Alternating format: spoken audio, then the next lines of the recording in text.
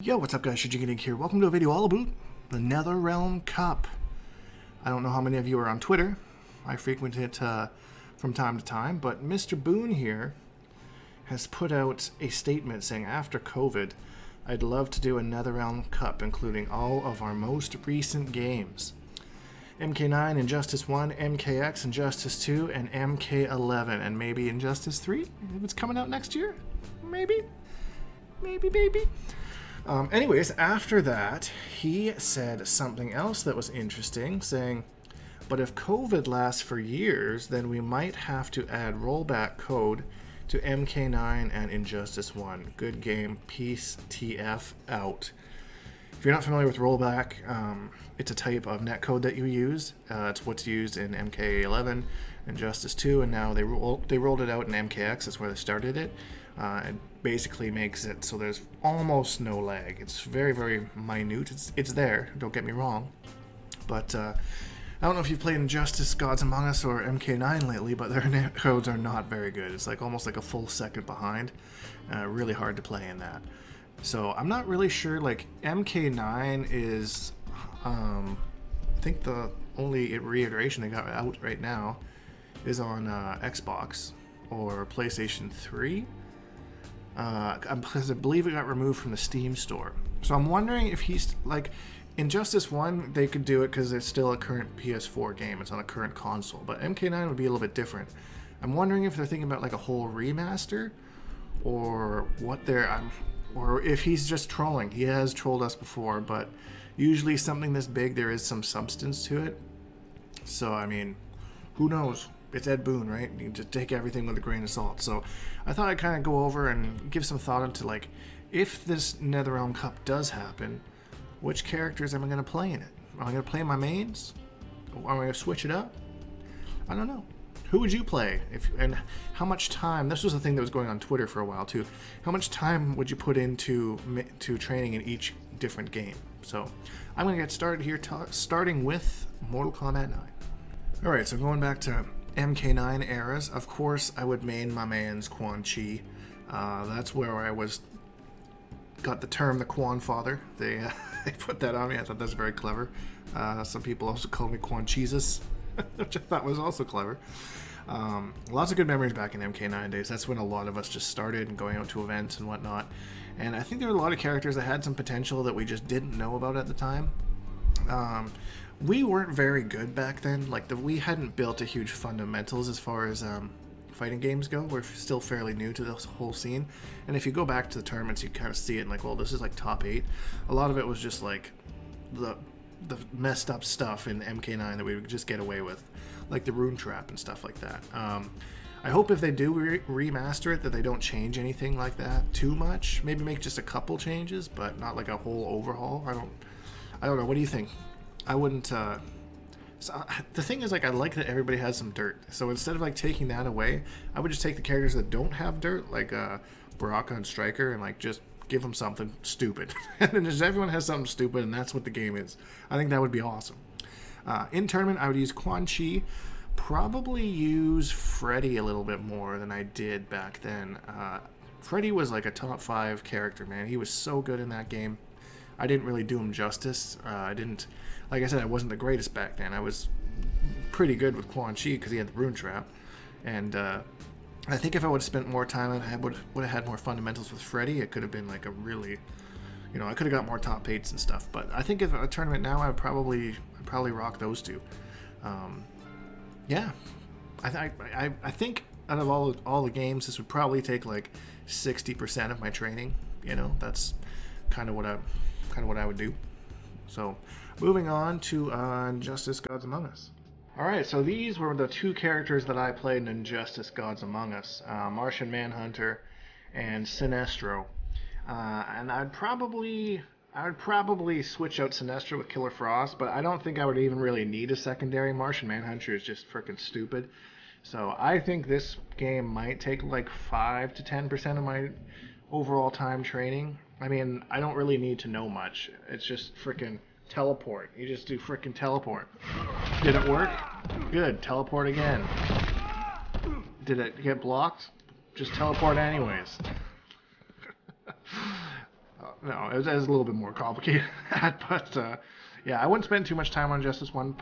Plus, I'm more on the Mortal Kombat side of things, not so much the uh, DC side of things, so I don't know. 5 to 10% is probably what I would put into this game. So MKX, we had Summoner Quan Chi. This game was ridiculous. If you never played it, it was a big guessing game. That's all it was. Overhead, low, they're all super quick, but the combos were super fun in this game. Still are, I guess. Oh, look at me doing combos.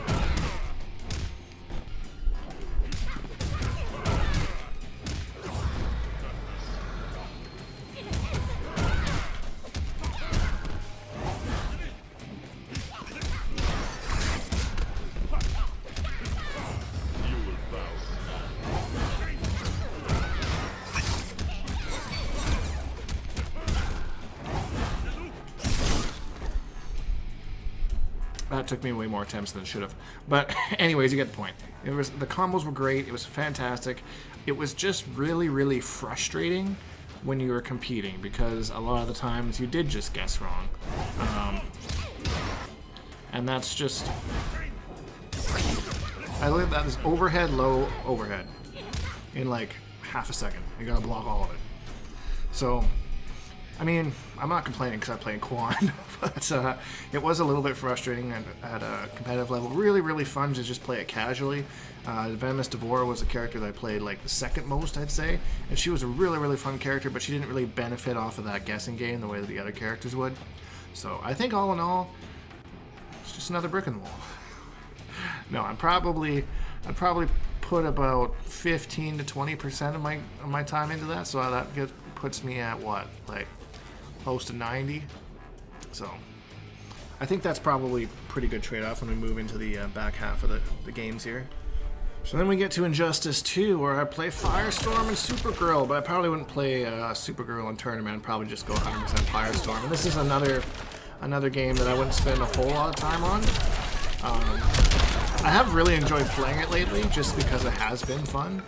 But you know, if I was training for all 5 of these games, I had to make time for each of them. You know, this wouldn't be in my high one. And again, I play Firestorm. He's a pretty stupid character, so I'd probably just look up some resets and stuff that I kind of forgot about, and then just practice my combos. This was another game that was really, really heavy on combos, and it was a lot of fun.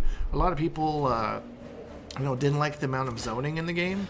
It was a little bit zone heavy. A little bit. I will say a little bit. I mean, I obviously have a biased opinion here, but there were so many characters that could get around zoning pretty easily. Like Supergirl just teleport, Raiden just teleport. But I think people just didn't want to have to go to a different character for zoning. They wanted every character to be able to handle it the same.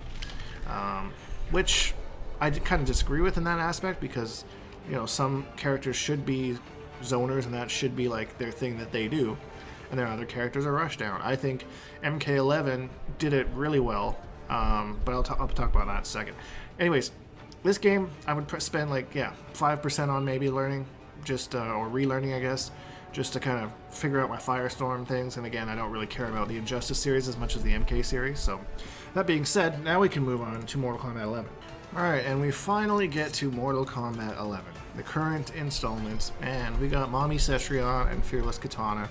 And I'm really, this is the first game, I think, that I've really taken playing 2 characters seriously. And I'm really starting to figure out which matchups I should use with Cetrion and which matchups I should use with Kitana.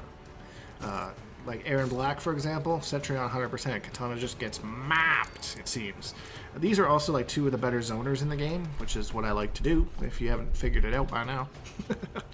So I think but they both zone in different ways, and Kitana just like kind of wants to chip you out, and slowly, surely, your health goes down. And Cetrion is all about those big hits and just keeping you full screen all the time. And I think I've kind of found a good balance between the 2 of which matchups to use them in. So I think I would use them exclusively side by side.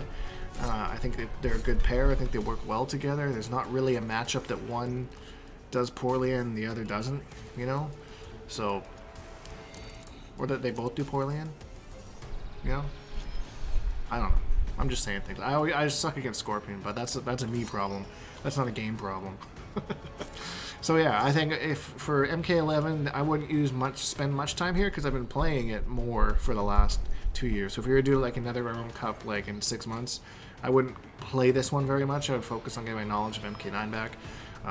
But who knows, if they put out a balance patch for MK9, I could spend more time playing that than any of the other games. So like this could all be skewed and changed. So I don't know, guys. I just wanted to share that with you. My thoughts on that. I thought it was kind of a really neat concept. I hope it happens. Yeah, leave your comments down below. Who did you main in those games? Did you even play those games? Were you like 6 when those games came out? Because I'm really old, guys. You know, I've been playing games at a competitive level where like I really care about diving into things, getting good since 2004. So I mean, that's when I found the community. When I was a scrub, I used to be a scrub, like one of those guys on ranked matches. At that time, you could accept or decline any match you wanted. So I would always decline anyone who was better than me and just play the crappy people. And like my record was like undefeated. I was top of the leaderboards every month, and then they'd like erase the leaderboard and start again. I'd rage quit on people, that kind of thing. So I've come a long way. And if you're that way now, or you know somebody that's that way now, just trust me. As long as you take the right paths and you embrace the community, because that's what I did. I joined one of the forums because I was just Googling like combos and stuff, and I joined the forums and I was like, hey, my name's Shujinkydink and I'm new here, just wanted to say hi. And everyone's like, why the fuck are you? Get the hell out of here. I was like, holy, I pissed off a lot of people. But eventually, we all became friends, and it was really cool when MK9 came out, and I got to meet these people I've been talking online with for years already, and I felt like I knew them. Like Pig of the Hut was one, for example, that I knew him. Me and him used to play together back in 04, playing Deception and Armageddon and stuff, and then to finally get to meet him in like 2011, 2012 was like just super cool because it felt like you already knew him, and yeah, that kind of thing. So anyways, guys, I will stop old man rambling at you. Leave your comments down below about what you think. If you enjoyed this video, please leave a like because it really helps me out, and subscribe if you haven't, because we make new videos almost every single day. Hashtag bonehawks and all that stuff, and we'll see all you guys in the next video.